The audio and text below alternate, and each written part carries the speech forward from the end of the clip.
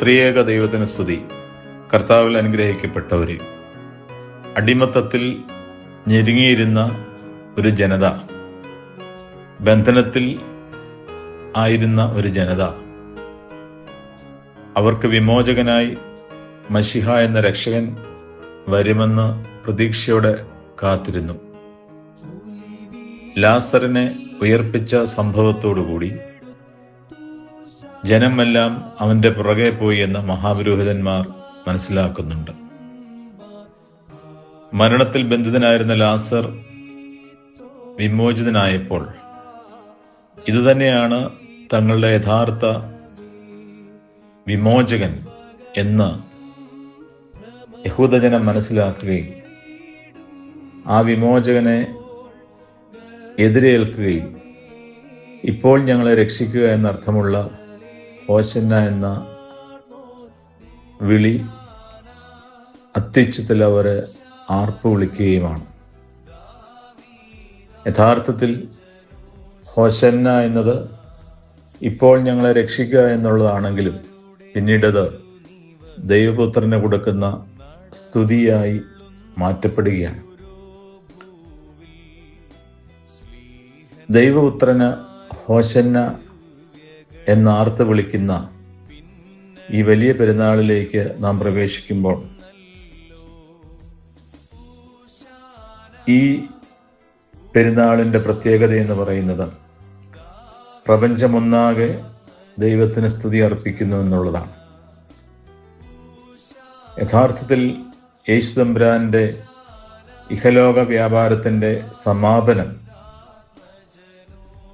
അതിനുവേണ്ടി യെരുശലേമിലേക്ക് കർത്താവ് പ്രവേശിക്കുന്ന ഈ സംഭവം കർത്താവിൻ്റെ രാജകീയമായ എഴുന്നള്ളത്താണ്. പ്രപഞ്ചത്തിലെ സചേതനവും അചേതനവുമായ വസ്തുക്കളൊക്കെയും ഇതിൽ പങ്കുചേരുന്നു എന്നുള്ളതാണ് ഇതിൻ്റെ പ്രത്യേകത. ഒന്നാമതായി, കർത്താവിന് ഹോശന്ന വിളിക്കുവാൻ തെരഞ്ഞെടുക്കപ്പെടുന്നത് ഒരു കഴുതയാണ്. രാജാക്കന്മാർ സമാധാന കാലത്ത് കഴുതപ്പുറത്തും യുദ്ധകാലത്ത് കുതിരയുടെ പുറത്തും സഞ്ചരിക്കുന്നുവെന്ന് നമുക്ക് മനസ്സിലാക്കുവാൻ സാധിക്കും. സമാധാനത്തിൻ്റെ പ്രഭുവായ കർത്താവ് കഴുതപ്പുറത്ത് യെരുശലേമിലേക്ക് എഴുന്നള്ളുമ്പോൾ ആ കഴുതയുടെ പ്രത്യേകത ആരും ഒരിക്കലും കയറിയിട്ടില്ലാത്ത കഴുതയാണ്. നമ്മുടെ കർത്താവിന് ഹോശന്ന വിളിക്കുവാൻ നാം ഒക്കെയും നിർമ്മലരായി ജീവിക്കേണ്ടവരാണ്. നമ്മുടെ ജീവിതത്തിൻ്റെ നൈർബല്യമാണ് നമ്മുടെ കർത്താവ് നമ്മിലേക്ക് വരുവാനുള്ള ഏക മുഖാന്തരമെന്ന് പറയുന്നത്. രണ്ടാമതായി നമുക്ക് കാണാൻ സാധിക്കുന്നത് പൂക്കളും കുരുത്തോലകളും സൈത്തിൻ കൊമ്പുകളൊക്കെയാണ്. കുരുത്തോലകൾ എന്ന് പറയുന്നത് പുതുമയുടെ പ്രതീകമാണ്, വിശുദ്ധിയുടെ പ്രതീകമാണ്. പൂക്കളും കുരുത്തോലകളുമൊക്കെ വിശുദ്ധ ജീവിതത്തെ കുറിക്കുകയാണ്.